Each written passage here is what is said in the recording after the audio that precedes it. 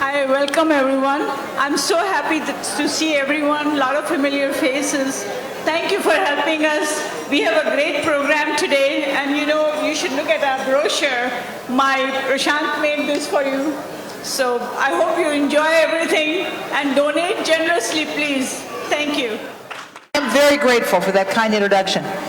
The Metropolitan Asian Family Services organization has been serving immigrants from India, Pakistan, Bangladesh, Sri Lanka, Nepal, and Eastern Europe for 22 years, for more than 2 decades.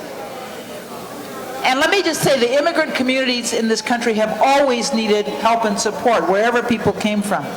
They need resources to become productive members of American society. And this organization reaches people in 91 cities across 11 counties, including Cook County. 11 counties. I've always said, I'm a history teacher, I've always said that what makes this country great is the fact that people have come here from all over the world to make a new life. And immigrants have made a tremendous contribution to our country. I want to thank this organization for providing immigrants and their families with the services they need to become fully integrated into American life. Through its work, the Metropolitan Asian Family Services Organization provides important services to the elderly in particular, support in applying for public benefits, and also help in escorting people to their appointments, serving as translators. The staff in the Metropolitan Asian Family Services Organization is proficient in 15 Asian languages, 15, so that everyone receives support in his or her own language. The organization is committed to educating and encouraging seniors and their families to practice healthy lifestyles that honor their cultural heritage. And they forged valuable partnerships with healthcare organizations around the entire metropolitan area. I want to applaud their commitment to health and wellness of their community and the people they serve. And I understand you've recently opened 2 full-fledged health clinics, which serve the uninsured and the underinsured. And in Cook County, 1/3 of our budget goes to health care. So that's an area in which I'm very concerned about, and I know that having good health care is critical to any community. As a public servant, I've worked hard as president of the county board around healthcare issues, and I know that one of our strengths, one of our great strengths, is county care, an expansion of the access to health care for our hardworking, minimum wage members of our community. The expansion of Medicaid in this country has been a tremendous boon to people across the country, in particular in Cook County. We've added 100,000 people to the program, many of whom who have gotten insurance for the very first times in their life. And that's, thank you.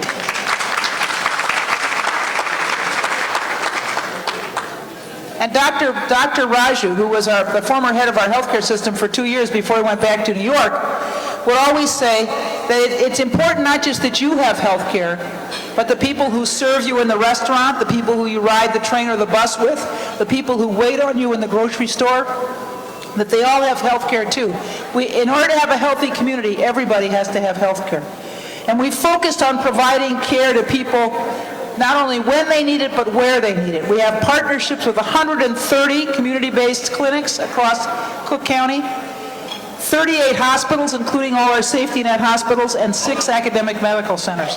So we've put a real focus on expanding access to health care, and I know that's something this organization believes in as well.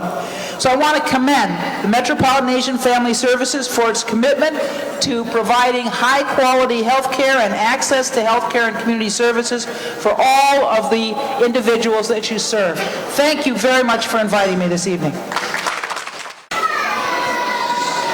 Good evening, ladies and gentlemen, distinguished members on the dais, Dr. Asthana, Dr. Firdause Jafri, Mrs. Santosh Kumar, Mrs. Naren Patel, Mrs. Veena Patel, all the people who are gathered here.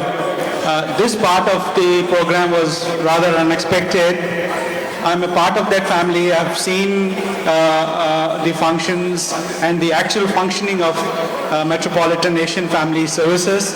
I had the opportunity to spend half a day in one of their centers and interact with elderly people from different parts. Enjoyed the food prepared in the community kitchen and have seen the extraordinary work which is being done by them. First of all, a round of applause on my behalf, on all your behalf to MAFS. See, it's until you go and see in the center what kind of different work is being done, what kind of various services are which are being rendered, it will be very difficult for anybody to imagine the kind of intricate planning, dedication which goes beneath all this thing. And I think all credit goes to the ladies who are here, and it's a time for women's empowerment, and no less example than both Mrs. Santosh Kumar and Dr. Firdause Jafri. And of course, Mr. Kumar, who is sitting there, I know he provides, critical support from back end, but this is the other way around. Behind every successful woman, also there is a successful man.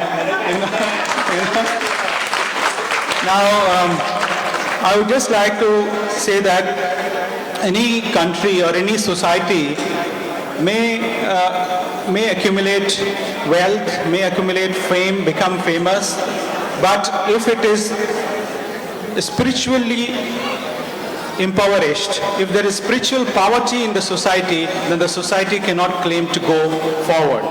That means that if we are capable of doing something and then despite being capable of doing something, we do not do that, that is something which is spiritual poverty.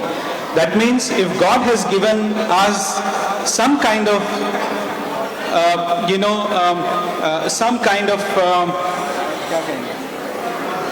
tell me the word, some kind of support, the power, or you have given the resources to support people around you, and if you have not done so, then I think this is spiritual poverty. Now, let's say if when at the day of judgment, when people asked Jesus Christ that people were there on the right side and the left sides of Jesus Christ, and Jesus Christ led the people on his right to the kingdom, saying that these were the people who gave me food when I was hungry. These were the people who gave me something to drink when I was thirsty. These were the people who visited me when I was sick. And the people on the left, he said, you please disperse, because these were the people who did not give me food when I was hungry.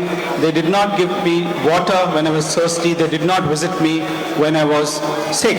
So the people on the left said, Jesus Christ, when were you sick, and when did we not come to see you when you were sick?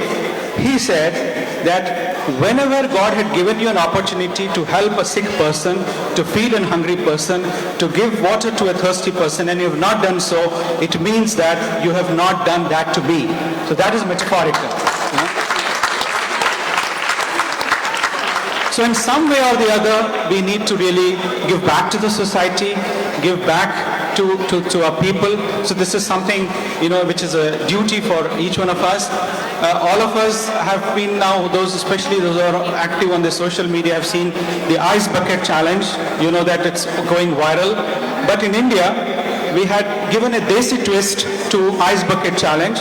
We put an R before ice and made it a rice bucket challenge, because rice is very close to us. It's a staple food for us. So it's a rice bucket challenge. Why is rice bucket challenge? When a lady, the thought again came to a lady, a lady IT professional from Hyderabad. She thought that rice relates more to the people of India than ice.